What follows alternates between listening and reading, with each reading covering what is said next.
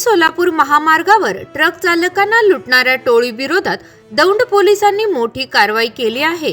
गुरुवारी मध्यरात्री जामखेड इथल्या कला केंद्रावर सापळा रचून पोलिसांनी 6 जणांना अटक केली आहे। हे सर्व आरोपी पुणे सोलापूर महामार्गावर रात्रीच्या वेळी दबा धरून बसायचे आणि ट्रक चालकांना दमदाटी आणि मारहाण करून लुटायचे। यानंतर लुटलेला पैसा आरोपी जामखेड येथील कला केंद्रात जाऊन उडवत असत। पोलिसांनी 6ही आरोपींना रंगेहात अटक केली आहे। मिळालेल्या माहितीनुसार आरोपींनी दौंड तालुक्यातील स्वामी चिंचोली परिसरात रात्रीच्या वेळी एका ट्रक चालकाला लुटलं होतं। संबंधित ट्रक रात्रीच्या वेळी जेजुरीहून बंगलोरच्या दिशेने जात होता, तेव्हा आरोपींनी बोलेरो जीपने ट्रकचा पाठलाग केला।